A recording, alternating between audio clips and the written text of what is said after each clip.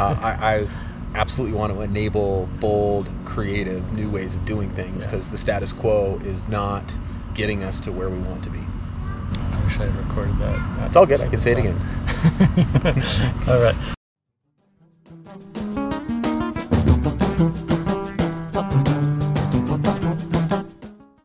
But we get into the weeds too early, and then it just bogs the whole process down, and then limits the time we can spend, to my point earlier, being more visionary, being more proactive, seeing what's coming down the horizon. But if all we're doing is dealing with the day-to-day, week-to-week, and what's right in front of us, by definition, we can't be proactive. And so I think that's what I mean by the less is more.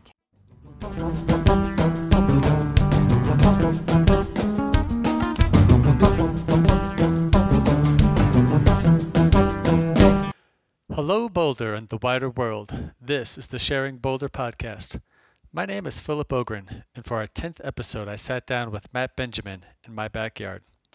Matt is considering a run for city council this fall. We covered many subjects in our marathon conversation, including ranked choice voting, parking minimums, zoning, the role of city council, the city budget, effective governance, a living wage for city council, among many others. Matt knows a lot about how the city of Boulder works, and he was eager to get in the weeds on just about any subject, and he taught me quite a lot along the way. I hope you enjoy my conversation with Matt Benjamin. Matt, thank you for being on the show. Please go ahead and introduce yourself.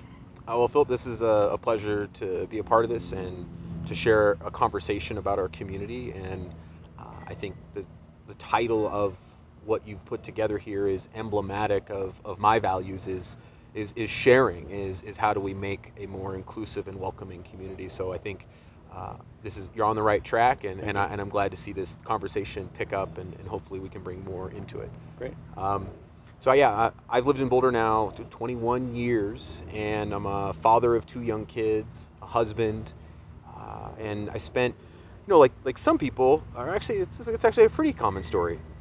Boulder has this just mystique about it. It has, and it'll make sense why I use some of these cosmic terms in a minute, but it has gravity. It holds on to things that get in its orbit, and I was one of those. And I never left. I came to school. My background studying at the university was in astronomy and astrophysics, and then immediately got into helping run the planetarium on campus, where I got to bridge some of my early passions, which was working directly with world-class researchers, as well as education and public outreach, and really trying to help with science literacy. So that's sort of my background here, and then did that for a little over a decade. And in doing so, built a lot of grew some of my values that are based on community and education, certainly about empathy and understanding where people come from and how they come to understand the world. Because when you're teaching science, you have to be empathetic to those different perspectives in order to really reach them on complex subjects. And so that's really what started. I met my wife about 12 years ago playing recreational volleyball in North Boulder. We were on opposing teams to start, which I found kind of interesting. Yeah. And eat it, right? Oh, there was a moment I blocked one of her shots, and she is a great volleyball player and very competitive. And I remember her demanding that her team feed her the ball so that she could spike it on me.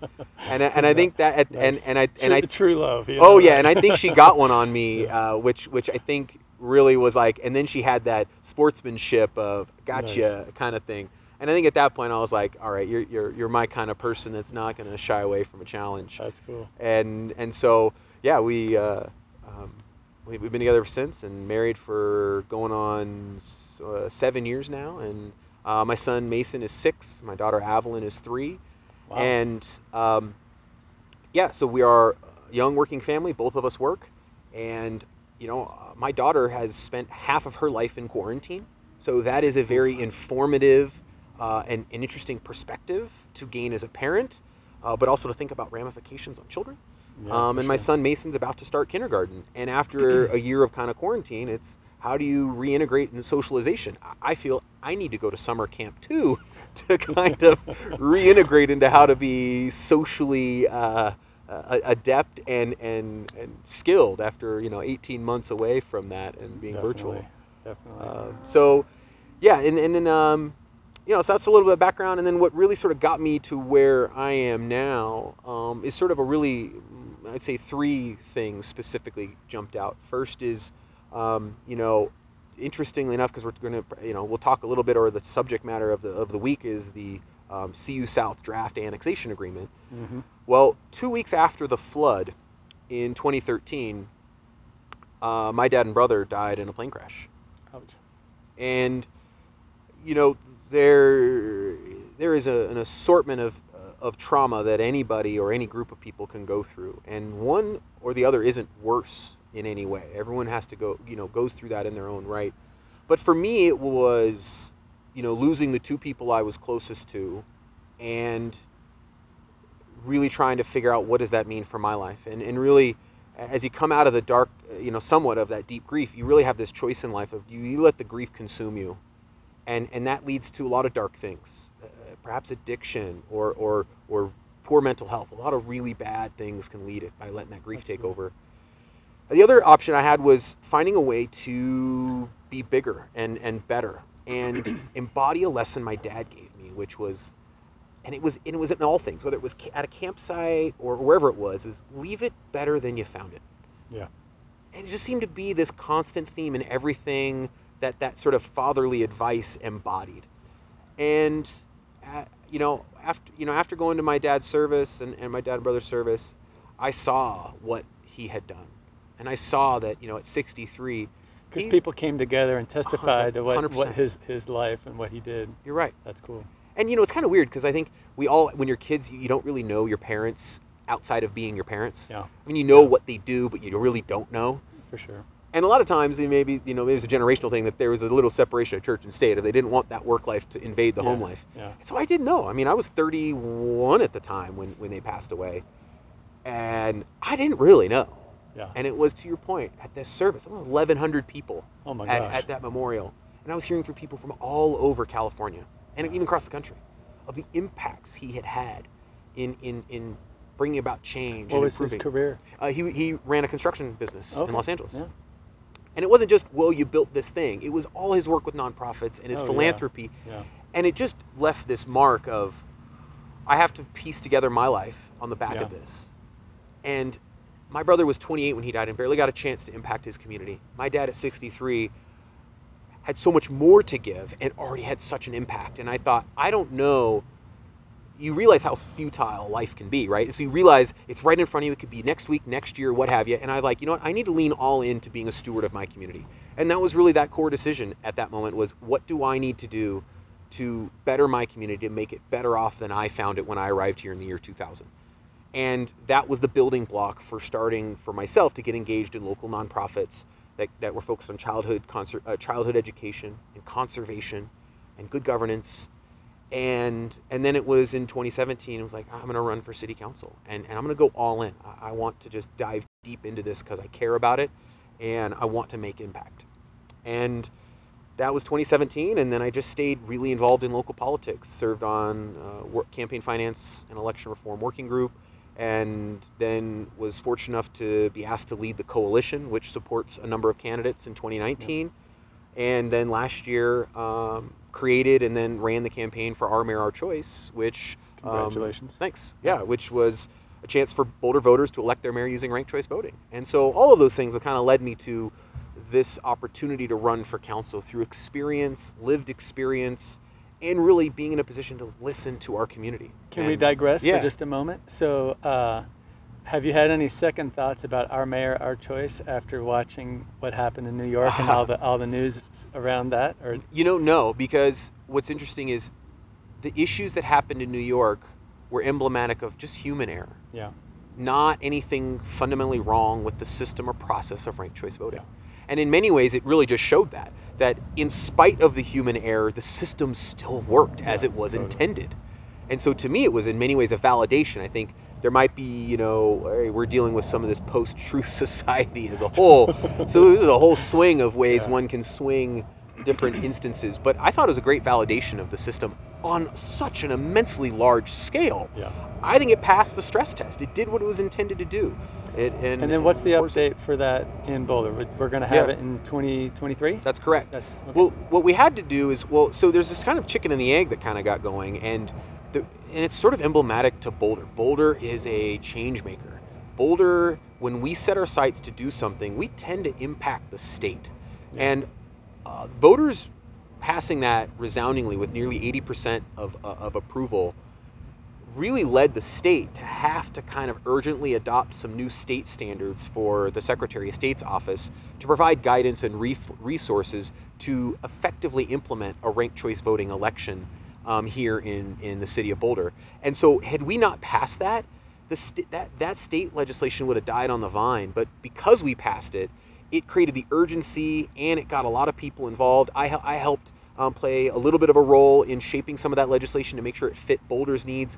But and the governor just signed it a few weeks ago into law, and now this wonderful synergy is created between the state and the county and the city, and we're ready to go. But more importantly, our actions have now opened the door for all these communities. People are watching, paying attention, thinking about it now. Exactly. They're going to see how it goes. And not just thinking about it.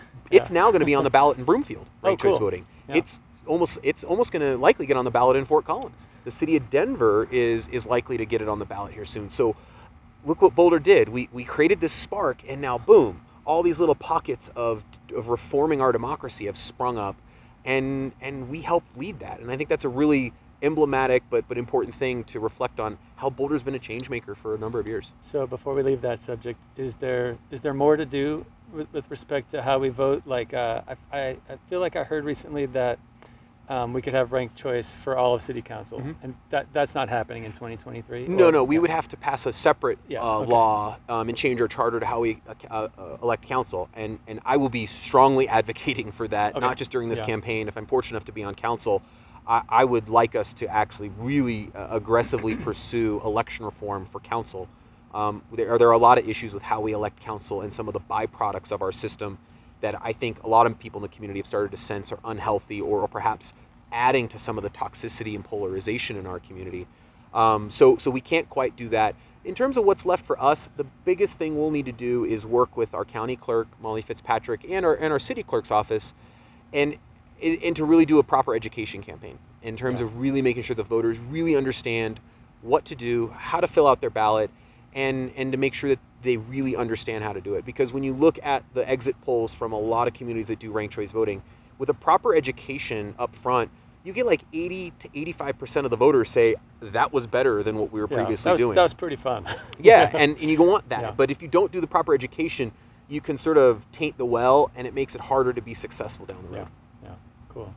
Well, I kind of derailed you from your intro. You were No, it's all good. You were doing 3 things that had led you to. Yeah, and I sort of mentioned the one was clearly being that the tragedy and that self-reflection that comes from wanting to then be a steward of my community and the environment. And number 2 was the election of Donald Trump. Being in your mid-30s and seeing that older generation in many ways fumble the football more or less on critical issues and just show a general disrespect for future generations, to me was like, well, that's my generation, and we're just now entering a position of having the experience both in work and life, having perhaps the money and the time to get involved in local politics and actually start making those changes and take back the reins of what our community and our country should be. And that was a big galvanizing force. And the third one was having children. Having kids changes you. It changes you. As much as I want to think that I was thinking beyond myself without kids, no. Once you have kids, it indoctrinated me anyway to be purely focused about future generations and being less concerned about my own or myself for that matter. And all 3 of those things really sort of molded together to really say, like, now's the time, but more importantly, this is the community that I want to fight for, and I want to make sure that future generations have the same or better opportunities than I did in this community. Well, I really admire that because I think that sometimes when you have kids, you actually focus more on yourself and get sort of more defensive and like carving out your Sure. area of protection or of safety and your interest. I mean, because running for city council, there's some kind of amount of exposure that gives you that I don't know if it's a security risk or whatever, but just it's like it to have an externally facing response to having kids, I think is really admirable. I just admire that. I So. appreciate that. Yeah. There's no doubt you're protective of the kids. Certainly Yeah, no, coming out of COVID, of course, 100%. But yeah, no, I appreciate you saying that, and it's about the kids, and I think one sort of personal experience that kind of connects me to things like housing and transportation and general affordability in our community is, I mentioned that my wife and I met 12 years ago playing recreational indoor volleyball. There was a group of about 10 of us that had spouses, soon to be spouses, or already had young kids, and so effectively 10 family units from that group in volleyball. Today, only 2 left in this town. They all moved All out moved. of state or Just surrounding. the affordability Yeah, pushed them out of this town. yeah, And I talked to them today, and they're like, I would love to live in Boulder. yeah, for sure. And affordability pushed them out. They were Yeah. fine maybe as a couple in a townhome or a small house or whatever, but as soon as they wanted to have kids, they couldn't expand. And and the crazy part is they make really good money. Yeah. And still the barrier to entry in our community, and they couldn't evolve in our community. And it bums me out in a serious way, because I know they're not the only ones, and I see us really losing our young working class families, which in many ways are the injection of that vitality that communities like this depend on long term. Yeah. So well, let's go ahead and pivot towards housing, Yeah. and lean into that. So maybe just give us a positive vision of what you would like to see housing to look like in Boulder. Like, what kind of policy changes would you make, or maybe if that's too specific, just kind of generally speaking, what's going on with housing in Boulder, and what do you want to change? Well, I can't really paint a rosy picture of our current There's housing. a lot of nice houses. You could start there. There are a lot of nice houses, and in many ways, a lot of the houses here match the surrounding beauty of this community in Boulder, and maybe that's by design or just what happens when you live in a beautiful place, that what you build in many ways feeds on that. But our housing situation is not in a great place. It's okay, but it's not great. And I think a good example is the recent community survey that said, I think it was like 73 or 75% of those surveyed said affordability in housing is an urgent need. Well, that's up like, I think, 20% from when a comparable survey was done just like 6 or 7 years ago. Yeah. And you kind of go, well, if our policies were making the proper changes, you'd see the urgency go down because we were actually solving the problems. But to see this urgency continue to rise tells us we're just not meeting the needs of those that wish to live, work, and play in this community. And so I think it's just worth having a very general status and reality check that it's not just affordable housing in its perhaps formal definition. Its general affordability in this community is continuing to become more and more exclusive and pushing people out that we in our community depend on for the vitality of our community. Yeah. And so I think that disconnect is what we have to try to overcome in a lot of ways. And so what does that lead to? Well, certainly there's your sort of more formal affordable housing. There's middle income housing, and then there's largely what do you do with the rapid appreciation of single family homes in this community, because there's plenty of single family homes all over the place that you'd want families to be able to move to because they're near schools or they're in 15-minute neighborhoods. And I can just speak to my area of South Boulder. I've been there now about 13 years in South Boulder, thereabouts. Yeah, about 13 years in South Boulder, and I've seen a lot of homes go up for sale and a lot of families move in. If there are families, they tend to be older families where their kids are in middle or high school. But really young working families, I just don't see it. And that worries me about our elementary schools west of Broadway. And that canary in the coal mine is how BDSD is navigating reduced enrollment west of Broadway and seemingly can't build schools fast enough on the east side of the county.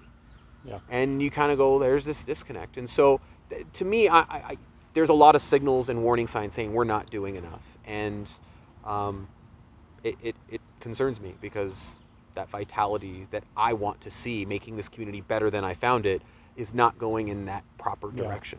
Yeah. Well, so then what are some policy changes you'd like to It's a great question. make? I think one of the most important things is we just have to be more expeditious in how and where we decide to put truly affordable housing or mixed income and mixed use housing. And I got to give council some credit. That recent conversation with the Diagonal Plaza, they met that urgency. They could have taken the slow, long route of doing a land use change and rezoning the whole thing. They could have gone that route, which would have delayed that years or derailed the project as a whole. They went for the path of least resistance. And so I want to give credit where credit's due, that we're starting to maybe see a shift on some of this affordable housing. The Waterview project out on Arapahoe, that got unanimous support. And I go, okay, let's build on these successes. Yeah. And I have a little bit of hope that we're maybe starting to understand that we got to pick up the pace. Can you give the listeners just a quick, thumbnail sketch of what happened at the Diagonal Plaza? Right, so at Diagonal Plaza, this is the area where the old Sports Authority was. There's a current Walgreens, I believe. This is where the local DMV is. Mm-hmm. And for lack of better words, it's just a derelict part of that area of just this massive parking lot, empty buildings. It has really no vitality on the northern and western edge. And I'm sorry, is it west of Foothills or is it east of Foothills? It's, because I thought the area that was under question was actually east of Foothills, but I might be mistaken. I guess I have to look at the map. No, it's across the street from Safeway at 28th and Iris. Nice, okay. It's funny that I've been following this and my mental map was wrong. Okay. Yeah, anyway, this has been an area for well over a decade that has been identified as a place that needs drastic revitalization. Yeah. But because of the complexity of having, I think, over a dozen different actual property owners within this construct of area, made it really difficult to try to get any general consensus on how to move things and land use, and zoning. Yeah, the zoning needs to be changed, is that right? Very difficult, yeah, exactly. Zoning needs to be changed. It's just been very complex. And finally, through a developer and partner with Boulder Housing Partners, and really generally the will of the community, and some conversations with the neighborhoods and stuff, there's a plan to revitalize that with a lot of some market and affordable and some other types of housing in there, which would drastically improve that area. Yeah. And where some of that affordable housing really connects well with the properties that Boulder Housing Partners already has. Yep. So there's a lot of synergy there that really helps to build a community that doesn't make it sort of disjointed and blocky from different partners. And having the grocery store nearby and a number of restaurants and improved retail, it's exactly the kind of project we need now. And what was going to hang it up was, there was really two forks in the road. It was do a whole new land use designation and then rezone the whole thing, which would then require input from all the property owners, or just provide a special designation for this particular wedge of property to give them just a different way of calculating the open space requirement for that set of properties. And then they could go ahead and you wouldn't have to include and or deal with the uncertainty of including all the property owners. Council chose the path of least resistance. They said, we're going to give you the special designation. 5 years ago, 10 years ago, I would bet house money that council would have chosen the long, slow process for that. Delay it as a nice side effect. Exactly right. Yeah. And that's where I want to say where credit is credit due to the current council for understanding the urgency and moving swiftly for the path of least resistance. Do we say rah rah, we've done it? No. I think what it does is it shows an example of how we can move forward and be more, like I said, expeditious in where we think of bringing a more affordability to our community sooner rather than later. Because we're running out of time in order to bring that affordability into our community before we reach this sort of point of no return where everyone's priced out and we become sort of an aged, old retirement community. And the clock's ticking. And so I think we have to work even harder to overcome some of those natural forces on a community like ours. So, one little bit of concern in the way you sort of set this up at the beginning was affordability for families that are expanding. Yeah. But I would say that there's a lot of affordability issues at every level, right? There is. Like people living by themselves or living with roommates or elderly people. So, like, because to me, my reaction to like worrying about expanding families is like, well, in terms of affordability for single family homes, that ship has probably sailed. And I mean, like when I think about increasing affordability, it's sort of more like let's focus on townhomes and condos and denser housing. So is that, or you're hopeful that we'll have more affordable single family homes? Or Well, I mean, it's not that that single families need single family homes. Yeah. I don't pair them together. Okay. And so, and if I perhaps misconstrued in my communicating that, it's more of we have a demographic that is being pushed out of our community, and by the nature of just middle income housing as a whole, it's far more complex, and there are far fewer tools in our tool set in the city and in the community to bring about that type of efficacy. Right, true affordable housing. You've got state and federal subsidies. You can leverage dollars that are raised through cash and lieu. I mean, you can do so much more with so little money for that type of affordability than you can for middle-income families, because the mechanisms, the missing middle. Yeah, they're just, the mechanisms aren't quite there. And so, to your point, yeah, what are those things? Well, clearly, you could be looking at where you have single-family zoning. And I would start with areas that are near transit corridors to think about, well, can you on certain types of parcels start to divvy them up to do duplexes and quadplexes? I don't think we need to move to a citywide, all zoning. I don't like blanket one-size-fits-all solutions, but I think we need to start looking at where we can start doing that and start to build that into our repertoire of what our housing policy is. Because you're right, single-family homes left as is aren't going to become more affordable. Yeah. I mean, that's just not going to happen. So what can we do to leverage the property and the space that exists in those single family zones to create pockets at the very early onset where we can encourage affordability by effectively amortizing out through people and building the inherent property cost and cost of the property itself in this community. What's your hesitancy towards, like changing lots of zoning? I mean, like to me, I would like to see lots of single-family home zoned areas get liberalized rather than just here at the margins or in a few spots. So yeah, no, I mean, it's a good point. I think maybe perhaps that's the end goal, and maybe this is just seeing how some of these battles have played out in our community. Sure. That I think a blanket policy like that, if that was sort of the initial thing to come out with, would be met with an unfathomable amount of resistance that would then unfortunately scuttle the concept in its entirety. Yeah. And much like we've seen with ADUs and also co-ops, the fact that it was done in a smaller sense right off the bat with some guardrails attached to it, in many ways allowed us to dispel those misconceptions. Yeah. Right? You remember the co-op arguments and the ADUs. There's gonna be trash everywhere. There's gonna be noisy parties in every street. There's gonna be too many cars. None of that fear-mongering came to fruition. And now we can have a conversation of expanding those programs because we now have the actual data and the case study to say, yeah, that fear-mongering is not a real thing. We can actually get to actually pragmatic policy. And I think with regards to modifying single-family zoning, that type of process and strategy, I think in the long term will benefit us versus the risk of having the whole concept scuttled because we maybe shot a little too hard on the initial salvo.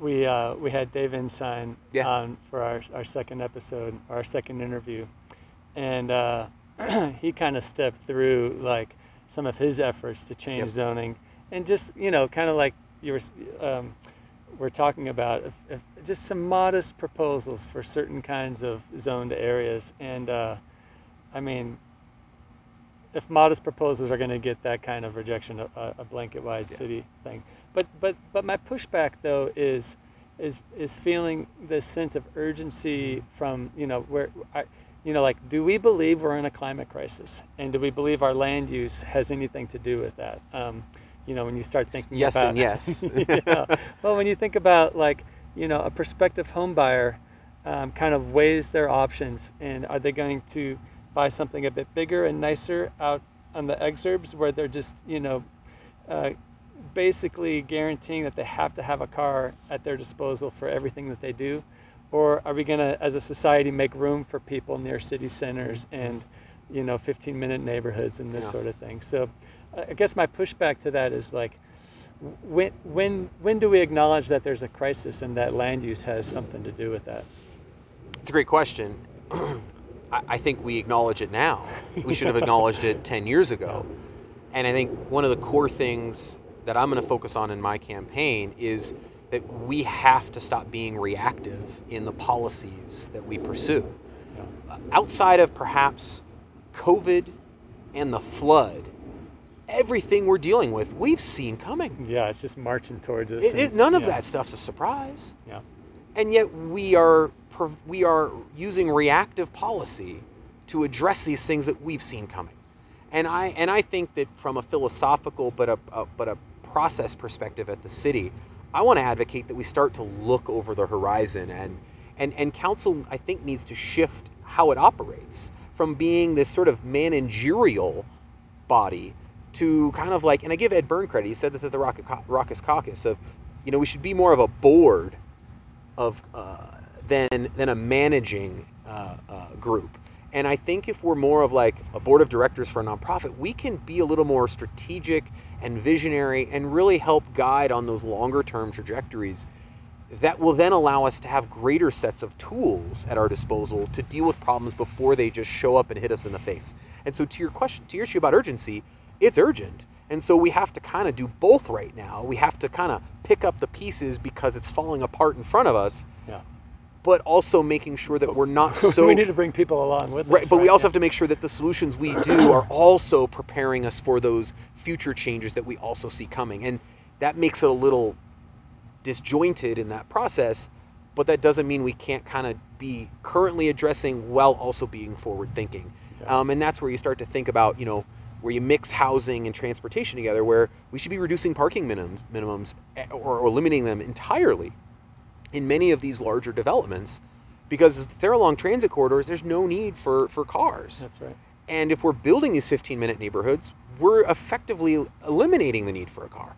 And also, we're not building the space for parking, we're providing more space for housing. That's right. So there's there's just that inherent synergy. cost that of each parking spot is a lot of money. Totally. Right? And so, I mean, if you want affordability, one of the things you can do is make it less expensive to build housing. Exactly.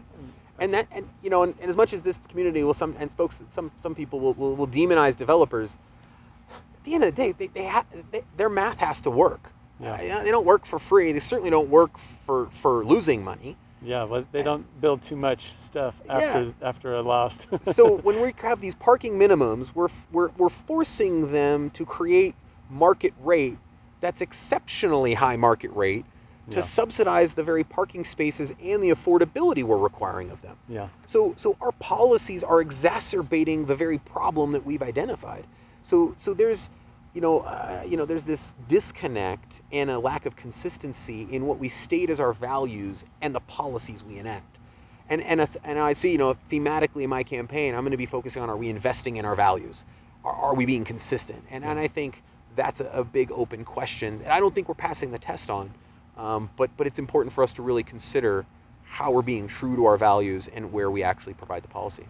Well, that was a nice segue into something I wanted to circle back on, which is you made this a nice case for what the role of city council should be. And as I've, part of the reason I'm doing this podcast is to educate myself. I hope I'm bringing some listeners along with me, but as I've sort of started to understand what city council's about, I feel like we have this Boulder Valley Comprehensive Plan that has this list of core values that are very like progressive and actionable, and they're like all right on. It's like we should do all these things, and I just sort of feel like city council gets in the way of letting the city staff implement those values. And I agree with you completely. yeah, I think there is a systemic issue of micromanagement and being an armchair expert yeah, with council. And that's why I say it's just like a board on a nonprofit. I serve on a few of those boards, and you got to let the experts that you hire, you got to enable them to carry out the strategic vision that you as a board have set. yeah. And I think, and we have the Tipton report from 2019 that came out that effectively just laid the case for why we are seeing some of this dysfunction is what we have. Yeah. We have created such a toxic atmosphere with regards to empowering our staff to carry out those values that when they do carry out that strategic mission, and then some folks in the community have outcry against it, city council throws their hands up and throws staff under the bus. I mean, we've had an exodus of very qualified and capable staff in an array of departments. And, if Boulder's going to tackle these complex challenges, we need the best people. We clearly have the best community. So we should have the best working environment to match that in order to attract the top talent. And we should be enabling and empowering staff to do that work. And council should take a few steps back. I said this when I ran in 2017, and I've only further been galvanized in my belief that council does too much. And one thing I learned in time working not just with intervening to slow things down, Yeah. perhaps, is that kind of like broadly speaking what It they is. do too much of? It's do too much, but also, another way to say it is less is more. Yeah. And I learned this in my time working with, a lot of the research faculty at the university and on a couple NASA projects I was fortunate to be a part of. You build a spacecraft, you can't put every instrument on board, but what you can do is put a few that are fantastic and are great. And that's what NASA kind of does. And I'm not saying we need to be like that, but that was where I really understood that like less is more, and more importantly, that if you try to do too much, all the things you're trying to do get done in mediocrity. And there's a lot of that's being done to some extent in mediocrity, and not by design, but by just it just isn't the capacity to do things great. I want to clarify because like I feel like generally speaking, the city isn't doing enough to enact these core values. So I want the city to do more, but maybe what you're saying, I'm not trying to put words in your mouth, but if the city council could get out of the way and let them do more, or are you actually really saying that the city should kind of like focus on a few key things? Maybe it's a good differentiator. If council steps back, that doesn't mean the city slows down. Yeah. And I think that's an important piece here is step away and provide a little bit of space for the staff to take care of the vision and the priorities that council's made, and let the council say, look, we're not going to get into the minutia of a lot of this daily or weekly stuff. We're going to let staff settle that. And if stuff has to rise up for some critical needs, we'll address it. But more importantly, we're going to trust the staff gets it. And when we get to something that's almost fully cooked, hey, check in with us. And we'll help tweak around the edges and make sure we're on point. All right, good, let's go, sign off, move on. But we get into the weeds too early, and then it just bogs the whole process down and then limits the time we can spend, to my point earlier, being more visionary, being more proactive, seeing what's coming down the horizon. But if all we're doing is dealing with the day-to-day, week-to-week, and what's right in front of us, by definition, we can't be proactive. And so I think that's what I mean by the less is more. Council needs itself to be in a less is more state so that it can start to really think about what's coming and really start to put our values in conjunction with our policies. So let's circle back just a little bit further. Yeah. You were going to tell us what policies related to housing you'd like to so I started talking about in terms of giving credit to council, and so I think let more of that, right? I think that let's speed that up. Let's find the paths of least resistance, and let's really start to look at where those places we need it and drive staff to say, look, without cutting corners and being risky, let's start to really drive some more of this conversation of bringing up some more housing in these environments, in these areas. I think, the alpine balsam needs to come right back into a very important conversation. I mean, there's only so many places to do infill in a strong manner in 15-minute neighborhoods. So it's not this blanket development across the city. We know exactly where we are, and it's these tiny pockets, and we've got to nail those and get them done sooner rather than later. And I think we just have to press staff on the urgency of that. So that's more of just getting the job done and doing some of what recently we've seen doing that's working. And I want to say, more of that. Just hit the gas pedal, right? Yeah, yeah. And I think we can be in a good shape. Specifics on some of the policies, I think, one of the things that jumps out to me with regards to the affordable housing stuff is we need to think about somehow recalibrating our cash in lieu program. That to me is really this conundrum, I think, for the city. Because one of the values I have is that mixed affordability and mixed socioeconomic diversity is really healthy for not just our community as a whole, but even smaller neighborhoods and enclaves within Boulder. But the way we've set up the system is we've set it up so that developers can opt out of creating inclusionary housing by giving the city money to then build it somewhere else. And so we're actually creating segregated communities as a result. So we want inclusivity, but we give them an out to create segregation, but then it gives them city money to then go ahead and build affordability. And so it's like it is, and so I get why we need that money, but I think we need to have a larger conversation in our community about why are we allowing developers to opt out. Yes, it funds a lot of affordability, which our city needs, but it does so at the cost of inclusion. Yeah, at the places. At the places we want it, and there aren't that many places left. So it's important that we really make sure those areas are inclusive, but we've got a process that allows that to not happen. And so I really think that needs to be more seriously looked at, because all we've sort of looked at is the dollars and cents of cash in lieu and trying to find that calibration point of, well, we don't want too many opt-outs, but we don't want too few. And so we just set this price point that's like 50-50. And I'm like, no, I think we have to have a deeper values discussion about what are we actually trying to achieve, because we've created this inherent conflict of interest with the city as a result. And I struggle with how we continue forward with that and then generate the outcomes that we've claimed to value with inclusion and diversity. So that's a piece. I don't have a solution, but I think we need to unleash our staff and some creative minds on how we find a way around that sort of contradiction in values. Well, since we're kind of in this, in this orbit of inclusionary housing, in the places where it might otherwise get excluded in cash of lieu, lieu of cash. How's it? Cash in lieu. Cash in lieu. Yeah, sorry. Cash in lieu of the building. Yeah. Right. David Adamson is working really hard to try to get projects where you have gentle infill. Yep. And kind of, basically market rate affordable housing, yeah. Right? So micro condos or co-housing situations. Mm-hmm. And what's your feeling about those kinds of projects? So I've had a lot of conversation with David over the years, and he's been a tremendous sort of community advocate for the non-status quo way of thinking about affordability. Yeah. And one of the things that he advocates for and I support is community land trusts. Yeah. Because at the end of the day, what we have is the buildings aren't becoming unaffordable. Yeah. It's the land we're Yeah. on. And so if we can have mechanisms to decouple brick and mortar from the rapid appreciation from the land, we can actually maintain affordability without things like deed restrictions and other things that then limit, and that's, deed restriction sort of a separate beast. We've leaned really heavy on deed restriction for its, the comfort of permanent affordability. Yep. But that permanent affordability comes at the literal cost of people being able to move up the economic ladder in our community. Yeah.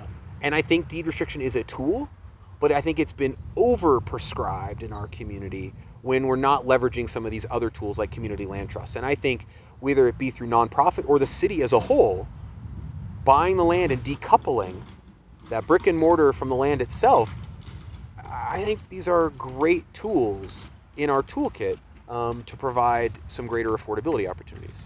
Um, The other piece, aside from that community land trust and that sort of gentle infill, really has to do with where we can really attack with some very specific zoning changes, especially along our transit arteries. And I think when we've got low density residential along transit arteries, to me that's not the most effective use of that land and zoning as a function of, one, creating affordability, two, trying to keep some cars off the road, and really, three, making sure that we're actually meeting our goals of inclusion and diversity in our community. And so I think those three things right off the bat are ones I'd like to see explored, aside from the, hey, whatever what we're doing at Diagonal Plaza and Waterview, more of that. I think those three things are really helpful tools to get us moving. So this is just a question. I realize I don't know what the setup is. So the city bought the Alpine Balsam property. Yeah. So are they considering a community land trust model for that area, or is that Not that I'm aware of. so it'll all just get sold either at market or at deed restricted affordability? From what I can tell, I think that's where it's headed. There's certainly some of that nuance, and I think it's the original plan has been sort of scrapped, so it's kind of been back to, and there goes the lawnmower. There goes the lawnmower. All right. So is there anything else to cover related to deed restricted affordable housing at this point, or you want to move on from that? No, I think it was just really to sort of tie it up, is that is it's a tool and we should use it, but I think we've leaned on it too heavily, almost out of a reluctance to pursue other ways of creating affordability in our community. Yeah. And again, if we're going to be proactive, we need to do so with as many tools in our tool chest. And deed restriction seems like it's the last resort of reactionary housing policy, because when you start to think down the road 5 or 10 years, you don't have to lean on deed restriction to achieve affordability if you're really starting to plan ahead and think about 15-minute neighborhoods and inclusion in a long-term solution. And I think that's why we can look at rezoning and community land trusts and where we actually deal with the cash in lieu and true inclusionary housing. I think a more balanced approach actually might get us a little closer to our goals than we're currently headed. Well, I guess one thing I think about is if you just think about the supply-demand curve, maybe we should just try a lot more supply. That would be one way to try to relax housing prices. I do have, maybe I shouldn't be brainstorming quite on the spot here, but it occurs to me that do we actually know what happens with deed restricted affordable housing as you get decades out? Because it seems like if housing, the market rate housing continues to sort of accelerate in its expense, and that diverges from the fixed appreciation of the deed restricted housing, at some point I wonder if that distance, that gap getting large, it doesn't have some kind of unintended consequences that we just don't know about yet. That's a great, I think that's, I don't know enough about that to speak intelligently on that. I think it's a good question, and I think maybe there's ways to calibrate deed restriction over a long period of time where you can allow people to move up the socioeconomic ladder as a function of how long they're in deed restriction, and provide off-ramps for the city to recalibrate the price of that property back in alignment with whatever the current affordability marker is based on area median income. So again, sort of spitballing. Yeah, and it doesn't seem like the most pressing issue it doesn't, on the plate. It doesn't, but I, so I'm just brainstorming, but I do, again, but this is can we get creative? And maybe that idea is just dead on arrival because it's just, maybe there's something that prohibits that, and who knows. Yeah. But I think largely, what it gets to is we should not be afraid to try new things. I think we've gotten ourselves into a mode in the city where we let perfection be the enemy of the good. Yeah. And the perfect example is Alpine Balsam. It just wasn't perfect for people, and therefore it couldn't happen at all. But it was perfect. Didn't you see the plans? They were so beautiful. I mean, it was just the gray box, right? Yeah, no, exactly. I thought that looked amazing, but what do I know? But and then there's the other side that we tend to think tank our way to solutions rather than just trying.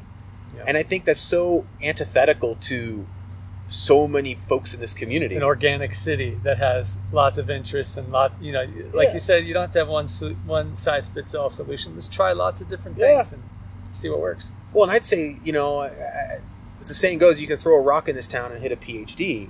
Yeah. Well, you can also throw a rock in this town and probably hit some exceptionally successful business people in this town. Yeah.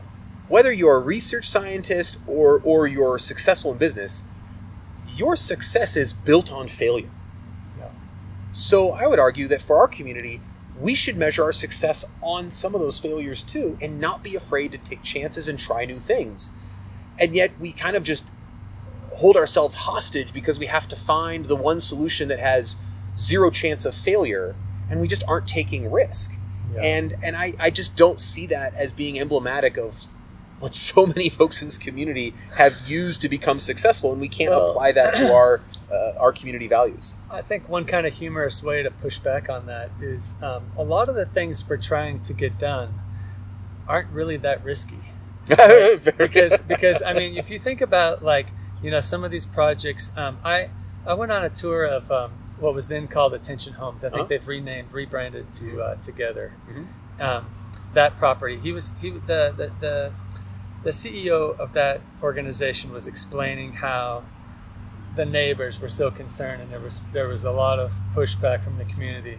And I just wonder if those neighbors are so upset right now about having that facility in their neighborhood. Like, I doubt it. I bet they're like, whatever, and this is I think history has repeated itself over and over again. Once the development goes in, people see it's like, future dystopia. It's actually not so bad.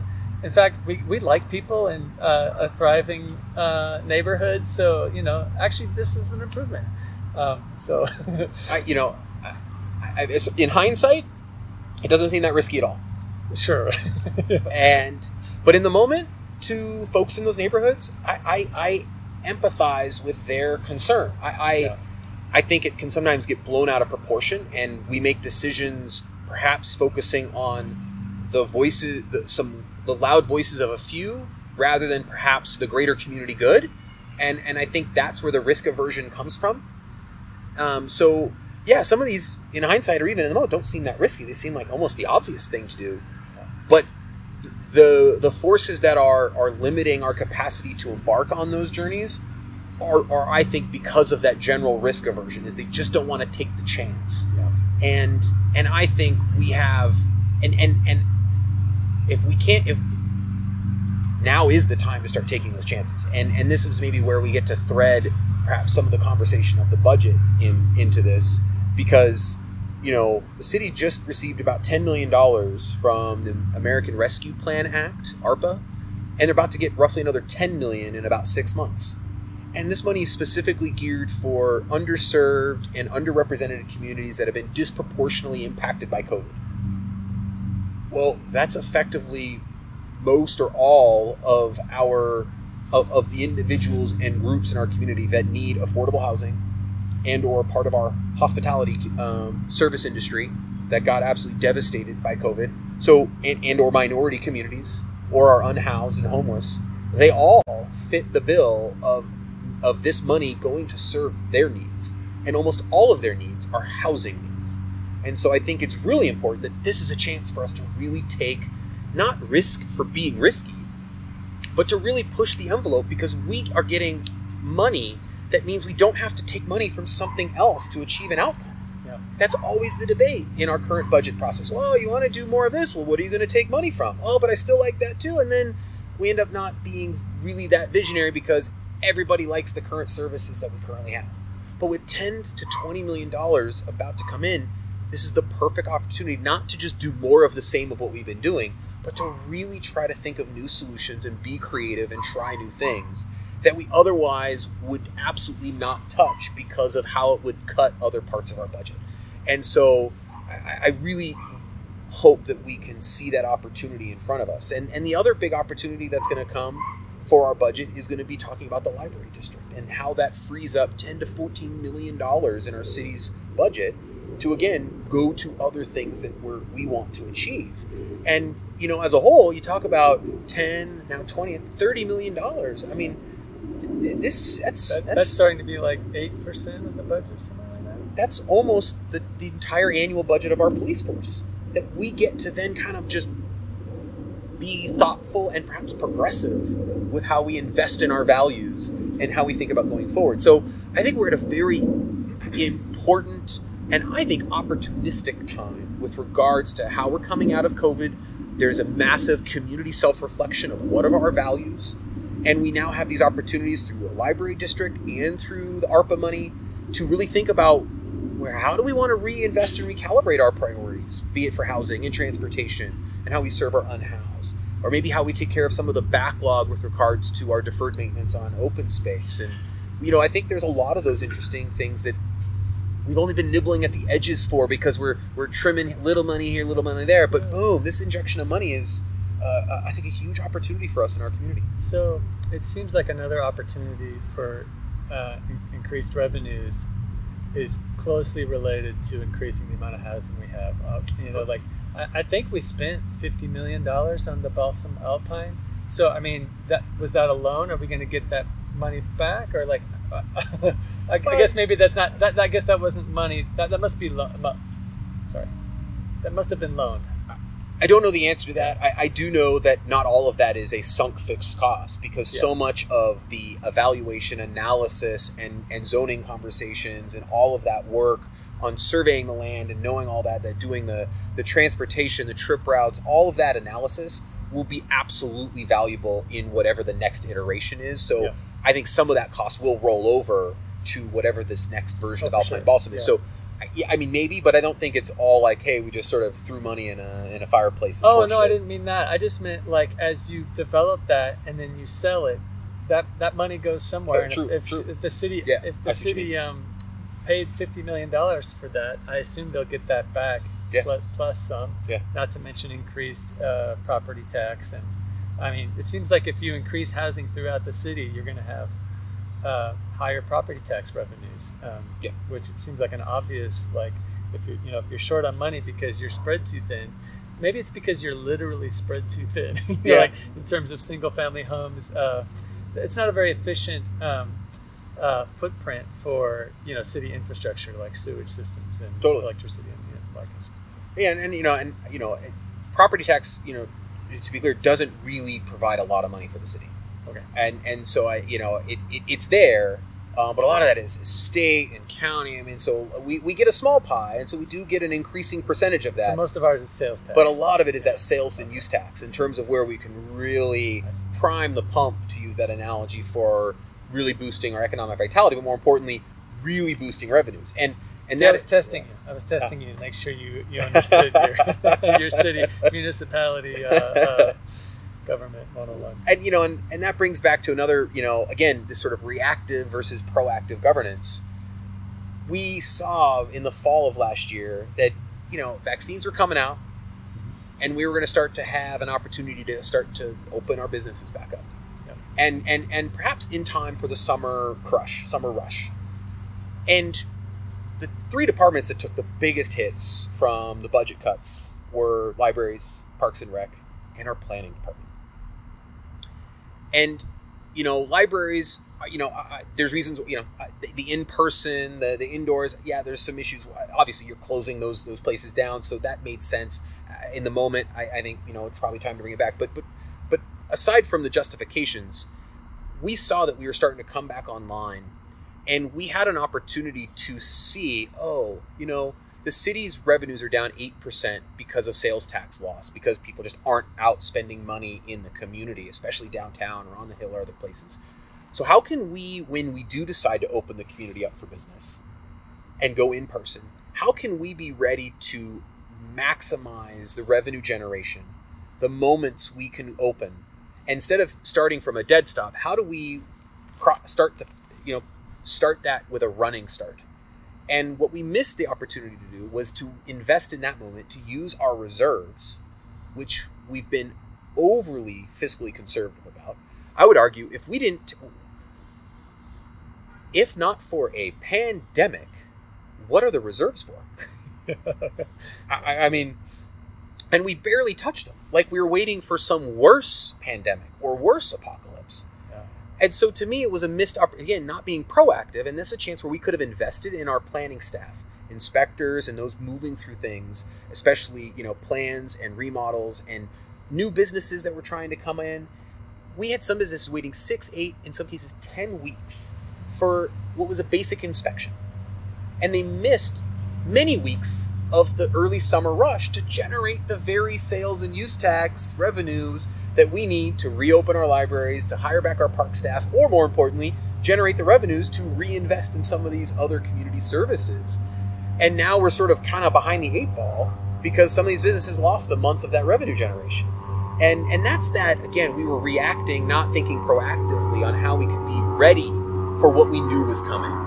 And we sat on our hands, unfortunately. And now it's almost too late to make that investment, because by the time you hire the staff and get them trained, it's going to be October, and we'll have missed that summer rush. So, are you talking right now in this scenario? This was 2020 or this year?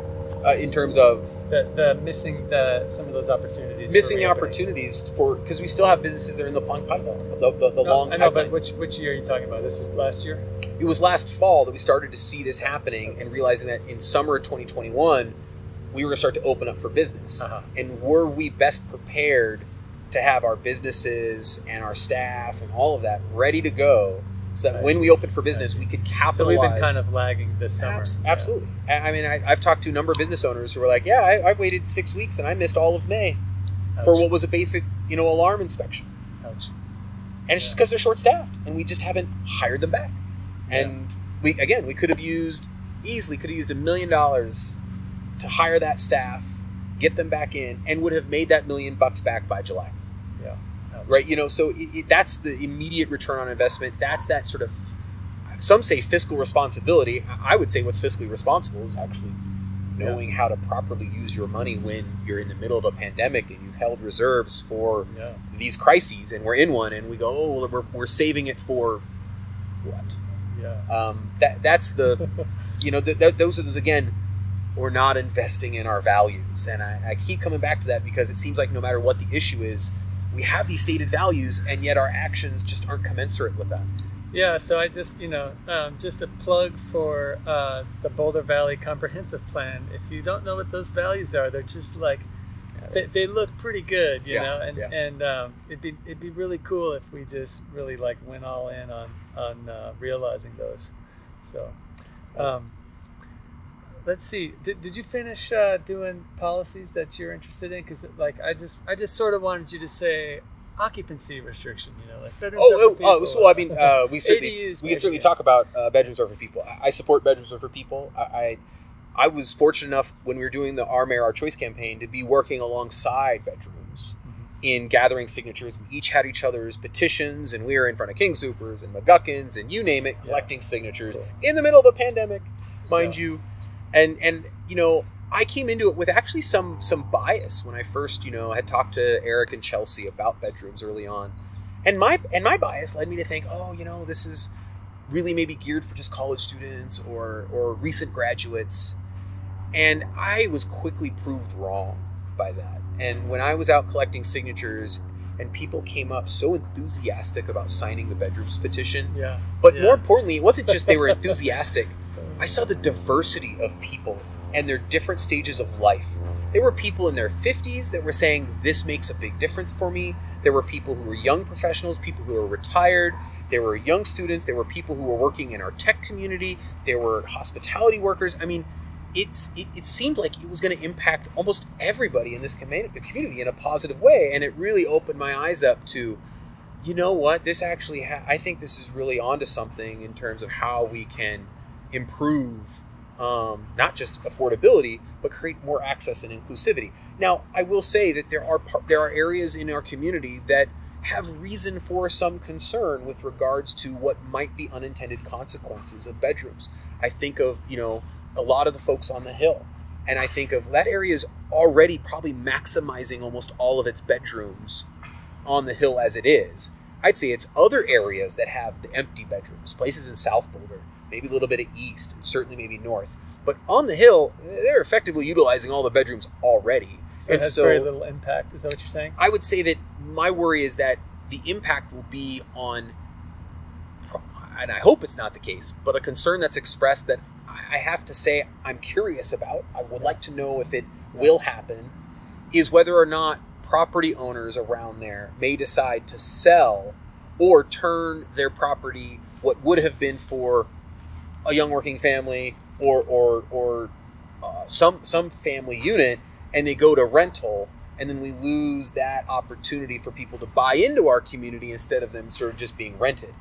And so I don't know, but it's a concern. It's a real one that those neighbors have, and I want to be sensitive to that. I would push back on that in the following way, that those single-family homes that on the hill are never going to be affordable again. You know, they're just not. There's just no economic model that allows that to happen, except for a collapse in demand, which would be catastrophic for other reasons. And that may be true too. I mean, the other part that I think is maybe worth looking at is whether or not current property owners would sort of just chop their that home up into like 12 bedrooms. Yeah. And I think if you have a house that would actually be big enough to make them. Yeah, and do with we the have egress and right and so again.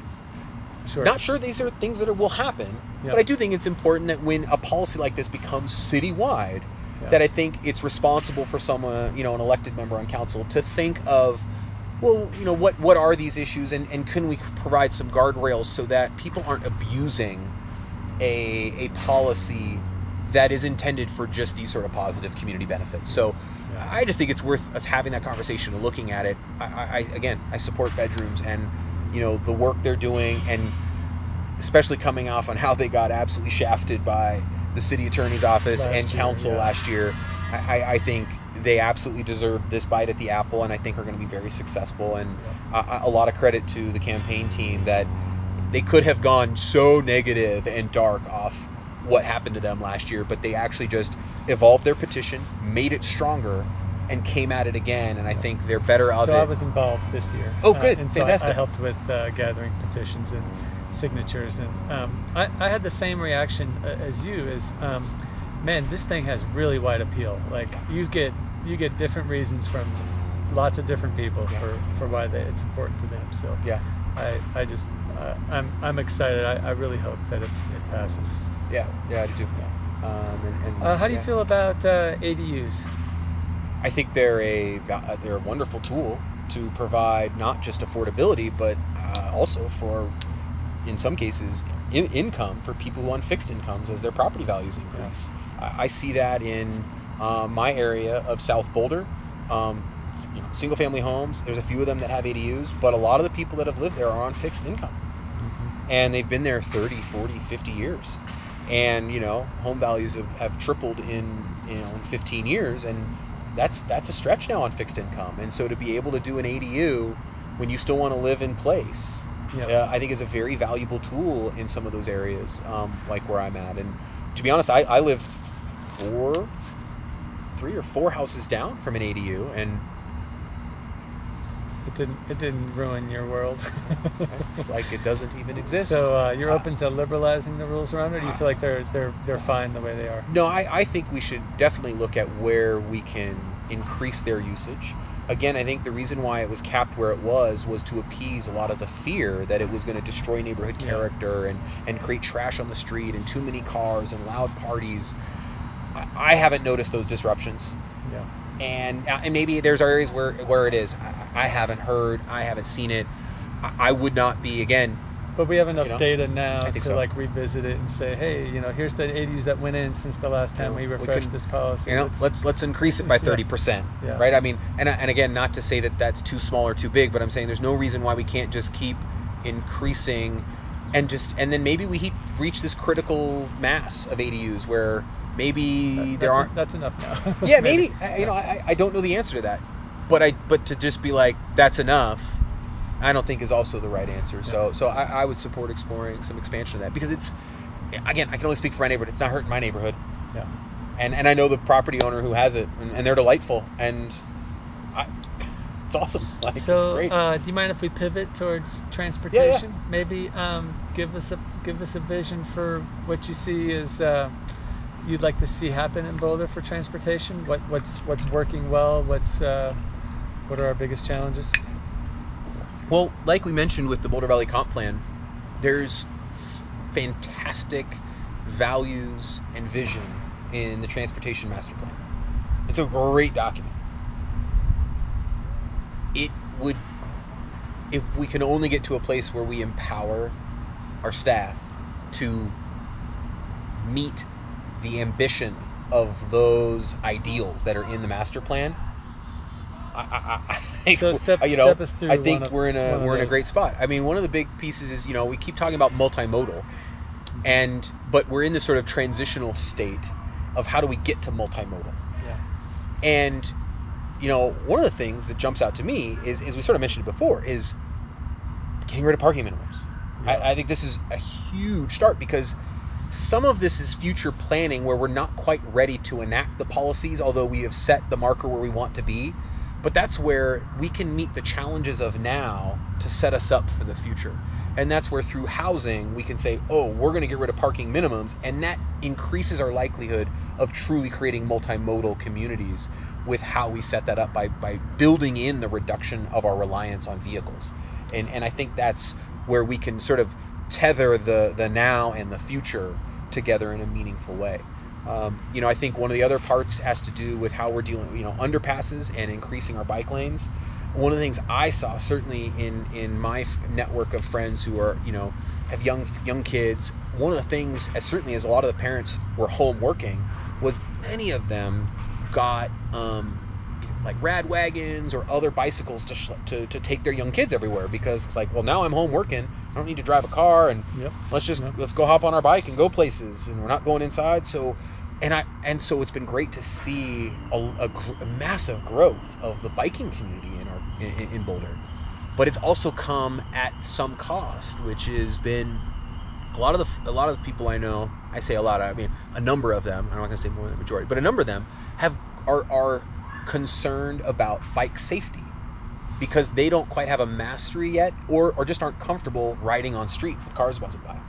And I think there's maybe a need to think of how we decouple cars and bikes in a way that provides that safety blanket for people that maybe aren't daily or super tacticians of riding bikes through our community, and they want to do it, but there's an apprehension because they're like, there's a few of these transitions from one spot to another where I got to be on a street for 2 blocks, and now I'm not making that leap to then be on the bike to make it all the way to North Boulder. And I go, we should not. We've got barriers to entry for people to get on bikes, and that I don't like the sound of that. And I think COVID maybe accelerated maybe some of that inevitability, or increased the dependency on the current biking system we have. But it really illuminated for me the need to really start to be clear with where are these bike lanes, how do we decouple, start thinking about more of these underpasses. I use them all the time when I'm biking, and I like being able to navigate without having to get in with cars. So those are a few of the things that I think are more pressing because of COVID and a community urgency to want to be on bikes. And I think we should foster it before they regress back to being in cars, because they realize that the bikes were maybe not that our community was not 100% ready on infrastructure for them to enter that biking community. I would really hate for a regression there when we're really close to making that really full transition, I appreciate all of that. I'm really a passionate cyclist myself in terms of using it to get places. And one of the things that sort of drives me crazy is we have so many residential streets that are 40 feet wide with parking on both sides and 20, two-way traffic. And it seems like there's a lot of places where you could change it. You could just reconfigure all that asphalt, take some of it out, maybe put a bike lane, have parking in a one-way. Just let's be creative, because these 40-foot wide streets are these big heat sinks, and they're not attractive, and they encourage fast driving. And anyways, I would love to to your point about parking minimums, I would love to not grandfather them in, so that people that have lots of parking nearby them could raise concern and be like, hey, there's a lot of other things we could do with this space. Yeah, I would agree. So, I mean, the one that jumps out to me is that Wells Fargo lot over on Walnut and Broadway. Oh yeah, right. Man, I mean, it's like I used to work across from that, and I used to stare at that. I was like, that must be worth so much money. If worst possible use of land, and the lot's like maybe at best a quarter full. Never full. Right, yeah. right. So I'm like, oh God, what an inefficient use of space and land, and terrible for our stormwater infrastructure. Yeah, I mean, it's negative on a lot of aspects. So, I think there's a lot of those pieces there, and you bring up a good point. One spot that comes to mind that I remember it was in the conversation about Chautauqua and the parking permitting system, and that was the one lonely mosquito. The mosquitoes. They're starting to show up a little bit. And I'm used to having my wife around. She's the great attractor for mosquitoes, so usually I don't have to worry. But when I'm solo, I'm like, what are these bugs getting on me? They don't like me too much at all. My wife attracts them for my and children's benefit. So that conversation on the Hill, on 9th and some of those other streets, is one of the things that I found interesting about zoning is they're not allowed to have driveways in many of those homes. Oh, interesting. And so you kind of so they're forced to be on the street. But if you allowed them to be in their driveway, you could then create a bike path on the street given the size of those streets. Yeah. So there's those little things. I'm like, oh, why couldn't you just let them have a driveway? Yeah. Interesting. And so that was something that came about because they were complaining of like, well, as residents, we have to park on the street. And someone was like, well, why don't you park in the driveway? And they're like, we're not allowed to have driveways. And I think it was kind of that like, wait, what do you mean? So very interesting, but these are those little pieces I think you can sort of work through. But I agree with you on how we think of, and not every street needs to be massive to accommodate everybody. And I think we can start to think about, well, where are our main thoroughfares? And do we want to think about certain areas that are perhaps one-ways that we can then leverage the space there for really safe biking, but still allow some car commuting to move through those neighborhoods to allow that access? And so, I defer to transportation experts on if and where that's viable, but two-way traffic on every street, to me, I don't know if that's necessarily in our long-term best interests if we're trying to also create a semi-decoupled environment for safe, non-car traffic and movement of people. Yeah, I really appreciate the bike infrastructure that's here, but when I think about what the city could be with respect to cycling, we're still like I think of myself as a cyclist because I don't have a car. Well, I have access to it. My wife has a car. Okay. let's be, I do drive, but I get most places on bike, and I feel like I'm a second-class citizen as a cyclist. I mean, it's not safe and there's the city's just handed over to cars. I mean, it's designed around cars. We're in a neighborhood right now that I've observed that is walkable by proximity because we're close to a few things. There's a Safeway over here, right? But it's not walkable by design by any stretch. This is like, the street right out here that no one even drives on is 40 feet wide, and it's like we should just have some imagination around how to reconfigure things. But, I agree, and be willing to try new things in different areas, and that comes back to that risk aversion. And one of the things I'm strongly advocating for, which is just getting rid of of areas that need to have parking or need to have cars. Like the closure of West Pearl. Like, let's keep that closed. My statement is close it to cars, open it up for business. Like, if you walk that in the last 6 months, or hell, when they started the temporary closure, to me, I walked through it, I'm like, this is the way it's always should have been. And it's amazing to see the spill out and the people eating outside and the vibrancy. It's like, I do it with the apprehension of it's fleeting because I'm worried that this is temporary. Versus like, this is permanent. There is something to attach to. And I'd argue the same thing on like 13th Street between Pennsylvania and College on the Hill. Like, create this sort of walkable strip and conduit where we can reduce some of our dependency on cars. We were talking about parking minimums and, like West Pearl being extended and how nice that was. And one of the things I would love to see is a pilot project come together where we have far less parking than, so something like that senior center on Arapahoe and 33rd at the Freuhaus camp store. The amount of parking they're going to have there is very restrictive, as I understood it when it got approved. I think you're right. That's my impression. And I think there's opportunities for that sort of thing in a lot of places around Boulder.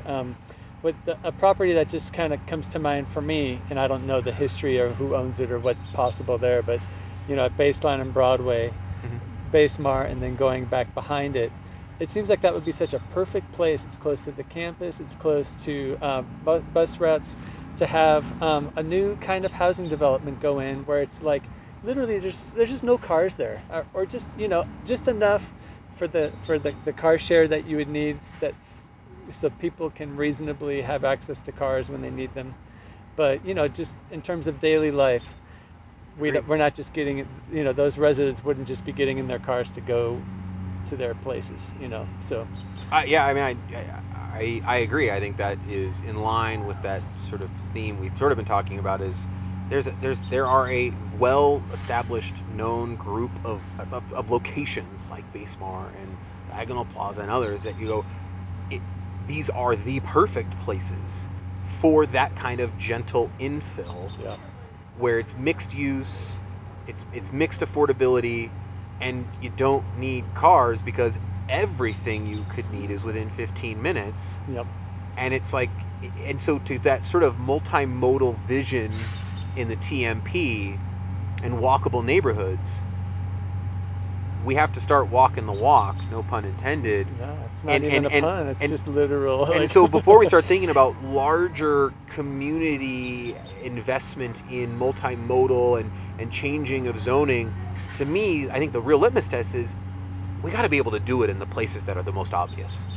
And to me, that's the true test. And that's where we should really focus our efforts, because I think that's the proving ground for how we then up or downscale those models and processes for other parts of the city that by definition are going to be smaller in their footprint, because we just don't have that many large piece parcels like Basemar and Diagonal Plaza and a handful of these others, and Alpine Balsam, right, to really do things and go in a solid direction in that sense. So I mean, I think that's just important for us to really be like, no, let's identify those areas and be like, here, and we're going to really get after that. We'll really work with the developer and say, we have a community need, there's community benefits to this. It meets all of our goals, transportation, housing, or climate goals, right? I mean, if it's checking off all the boxes, there's no reason to be hesitant in the pursuit of those outcomes. Well, when I think about the climate crisis, I mean, what seems like a basic truth that just everyone's just like, is that we're gonna have to get out of our cars if we're gonna really curb our carbon footprints or move electric. I mean, I think there's something to be said that can be part of the transition of that. Okay, I I don't have any hope that electric cars are. I actually kind of feel like the opposite about electric cars, in that they kind of give us the illusion that we can just keep doing everything we're doing, only greener. And I would just love to see us just stop driving everywhere. It's not necessary in so many situations. But electric cars are cool. I think electric bicycles are way cooler. I agree. We have two, and we swear by them. It really, especially living up a hill. I hate coming home sweating. It really changes the equation in terms of where you can get to and how you can get your business done, and So. And I just think just moving my children, right? I mean, I think of like trying to pedal up that hill with two kids dragged behind me. I'm like, I used to live up on Shanahan. Oh, okay. Ridge, so I mean, there's a lazy side of me that's like, the last thing I want to do is go to Southern Sun with my family, have a beer or two, and then think of dragging that family up the hill. Like, no, thank you. Yeah. So it's like, but I got an e-bike that I can put the 2 kids on the back of. I'm like, okay, I can kind of lean on the throttle a little bit and not, That's pretty cool. So, they're, but what that does, it means now I'm on my bike rather than driving a quarter of a mile to a restaurant. So, I think those are those incremental but important changes to one's radius that they think of how they can be different in their habits. Yeah, well, and especially another way I think about this issue, it has to do with, my first reaction to bedrooms are for people was like, this sounds pretty good. I guess my one concern is the cars. What do you do about the cars of people living in fully occupied houses? And I guess the theme that needs to come out is, as we increase the number of people, we decrease the number of cars, and those just have to go in opposite directions. And I agree. People generally speaking like other people. I mean, we're a social species. We don't like other people's cars, and for lots of good reasons. And so if we can, I think one way to make density and infill and rezoning and all these things that we've talked about more attractive to the people who really want to resist that is sell a vision of a future where there's just a whole lot less cars. Yeah. And I think people can see that is a better future. Yeah. I agree with you, and I think that's an important concern for the next council to consider, assuming bedrooms passes. As I said, there's going to be some maybe unintended consequences of bedrooms. By no means should any of those be a reason to scuttle the large community good that comes from it.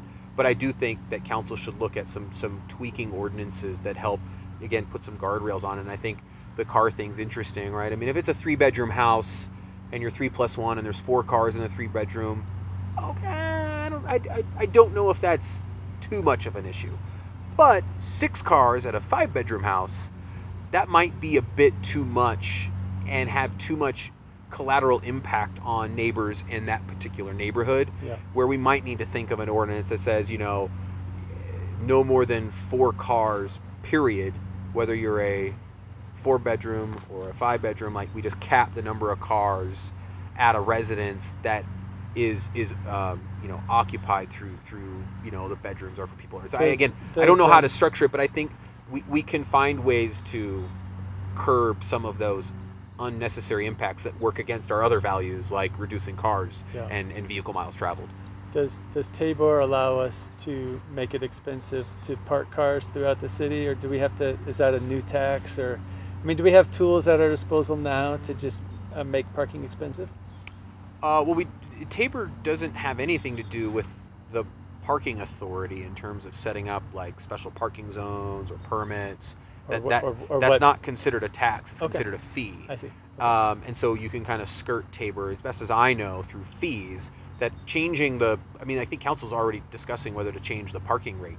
That's not a Tabor conversation. It has no impact. Thankfully, because it provides some at least flexibility without having to go to the voters of, do you want your parking to go up 25 cents?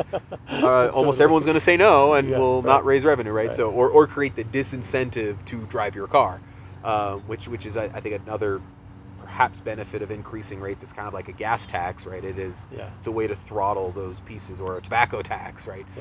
So I think it's a way to social engineering, more or less, is one of those pieces to curb habits. But I don't know how you could do. I think I don't know what types of mechanisms you could use other than making an ordinance of saying that there can be no more than a maximum number of cars. That's one way to do it. You could also just create parking districts. Now, one of the things that they do, like on Chautauqua, and they're actually talking about maybe doing around Tantra Lake when CU South eventually gets developed, is worrying about spillover parking on the neighborhood streets.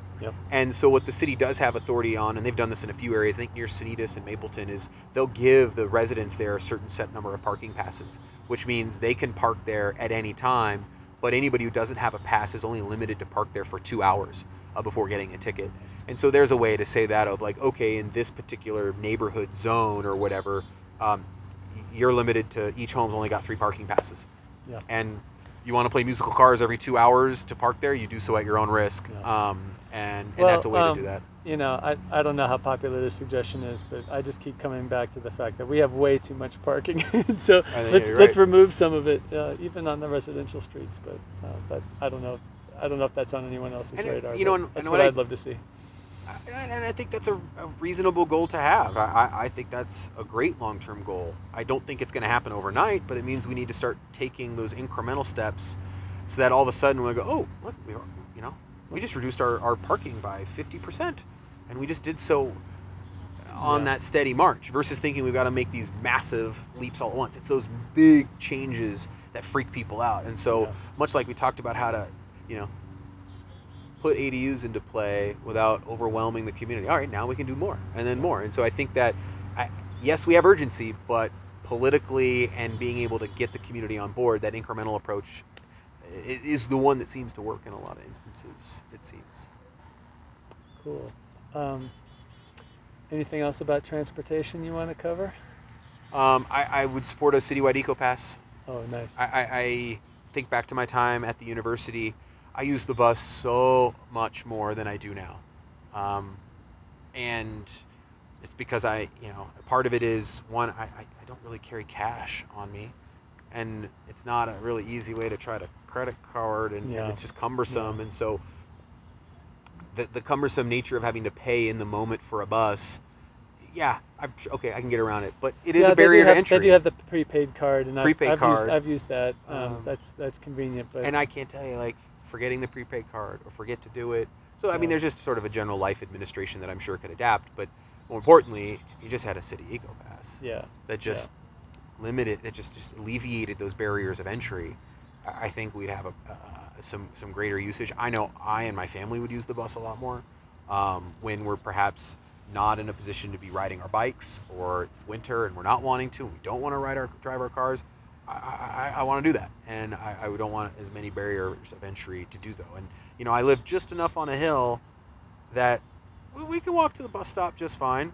We're walking back home, so we're right on the fringe of where that is convenient. I think we'll still do it, but again, it's those barriers to entry, and I'm sure we're not the only ones that have some level of barriers to entry just because of our current busing infrastructure. But I think that would be a helpful way to get us where we need to go. Cool. Any other subjects you want to bring up before we close? Yeah, I think the one that that really resonates for me, and in many ways is this sort of thread that ties through all the issues that we've discussed, and I think we kind of touched a little bit on them, but is really it's effective governance, and what type of evolution and reforms can we do to our governmental process that allows us to actually have better outcomes and to be better equipped to deal with the issues that we face. And the Our Mayor, Our Choice campaign, I think, was a great first step. We've empowered the voters to have direct accountability to the mayor, which we've not had in a century, and we're using a much better election system that empowers more voters and limits the spoiler effect and creates a lot more moderation in the candidates that are provided, and I think it will have much greater results when we actually get to that election. And building on that would be a couple of things. One would be we need to provide fair pay for council. Yeah, I figured you were going to say that. And this is in many ways and it doesn't have to. If there's any whiff of conflict of interest as a prospective candidate, it doesn't need to be for me. We'll sign it to say it starts on the day that I'm termed out or whatever, or other candidates. But at the end of the day, this is about equity and diversity and access, but also being consistent with our values. Our city and so many residents I talk to say that we need to have a living wage in our community. Well, the same should be true for those at the highest level of office. They should be paid a living wage. I can't tell you how many people I've run into who my time with them goes, oh my God, they would make a really good city councilman or city councilwoman. And I would be like, yeah, but the reason they say no is because it's not economically viable for them to do so. And I go, man, why? How unfortunate that we have a barrier to entry for really qualified people to participate and help lead our community, but can't even consider it because it doesn't pay a living wage. Is that something that you guys can get past? If there's a new city council, I can't, A new majority on a council? new majority on council, is that something you can just take care of right away? Or No, it would have to be a vote to the voters. The Okay. voters would have to decide that. I mean, council could put it on the ballot. Yeah. And, a lot of times things that council puts on the ballot, most of those actually pass. There's something that, the stamp of approval, although I do know that historically, there is a whiff of impropriety if council is saying, hey, here's a ballot measure we put on that pays us more. We'll need a group in this community that an outside group that doesn't have to go get signatures. I think I'd be happy to advocate on council to get a ballot measure on that passed. But I do think that just the endorsement of council alone won't be enough to get it passed. Right, sure. I think you'll need a community group to actually do the outreach and do the advocacy to really dispel misconceptions. If you could just get it taken care of, I wish. then it's ready to, it's in place for the next election cycle, and that would be cool. But I wish for the sake of expedience, but I also think it's important for the sake of the proper checks and balances in our government that the voters should ultimately get to decide any sort of compensation for council. Yeah. We shouldn't be, dealing for ourselves, and that should never be the case for government. But we should be making a living wage. Yeah. It is without question a 20-hour-a-week job, if not, and depending on the commitment of various different counselors, it's sometimes more. Yeah. Quite honestly, we can see that when you watch council meetings, you can see who's putting in the time and who's not. Yep. And if you're paying them a living wage, then we as a community and as voters get to hold them to account.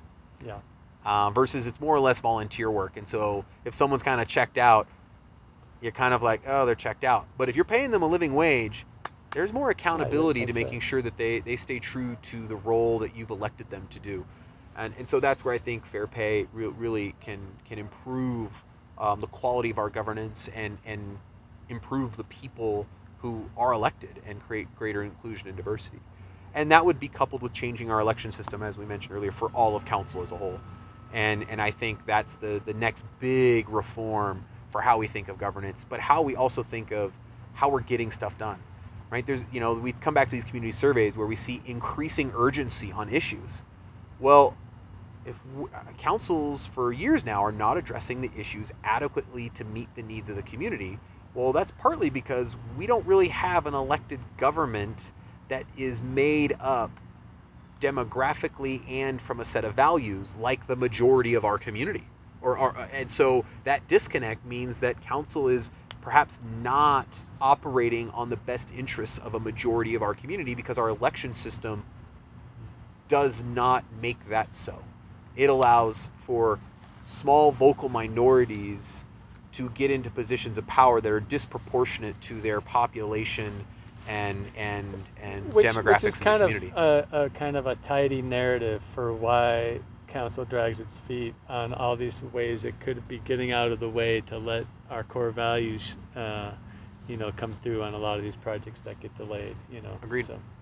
So that's effective governance would be those two pieces. There's small little parts that I think get more technical, but one weird thing that just doesn't make sense to me is city council is going to pass its annual budget like a month and a half before new city council is elected.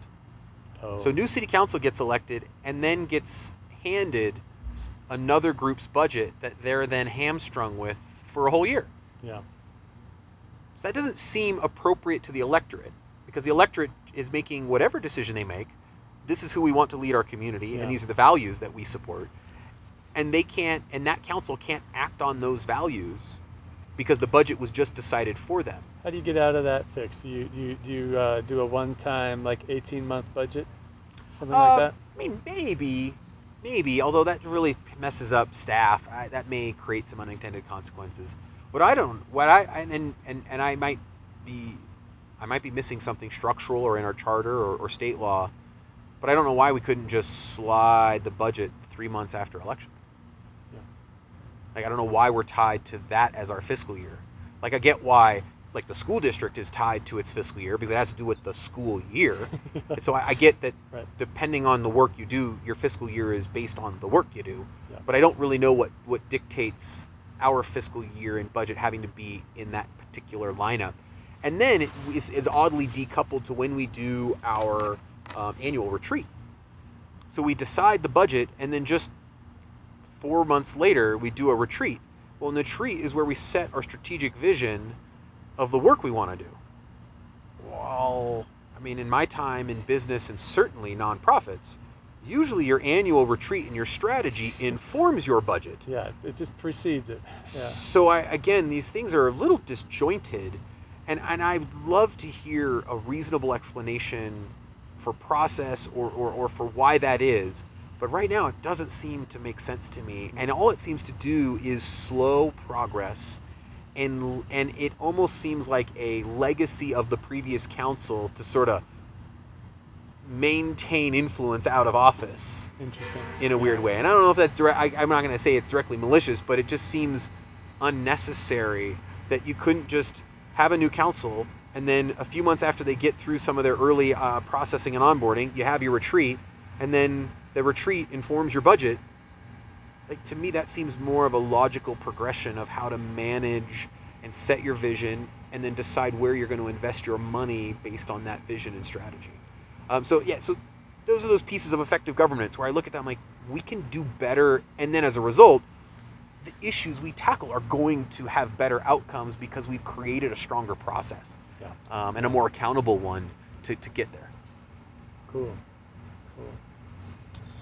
Well, I think that's a wrap. And you wanna call that good? Yeah. Thank you so much for joining me this evening. My pleasure. And taking time to answer questions and tell us more about you. I think hope this is a useful resource to listeners to get to know you and make a decision this fall. I hope that you run for city council, and good luck to you in that effort. I know that's a big challenge you're taking on, so good luck with that. I appreciate it. And thanks for the opportunity to, one, speak with you, but also to speak to those that are going to watch and listen, and hopefully this is a chance for people to get to know me, but also maybe reach out and ask questions. And I would just say for those that are watching, you can reach out to me at MB for Boulder on Instagram, MB for Boulder on Twitter, or Matt Benjamin Future First on Facebook, or Matt Benjamin for Council on a website, and you can reach out to me, and I want to have that dialogue with the community, so don't hesitate to reach out and ask questions, and give me some of your thoughts and ideas on how we can really take our community forward. Great, thank you. This episode of Sharing Boulder was produced by David Adamson and Philip Ogren. Sound and video editing was done by Philip Ogren. The intro music was sampled from Osladum by Gilberto Gil, and is available for use under the Creative Commons Sampling Plus license. Please visit us at sharingboulder.us for show notes and previous episodes.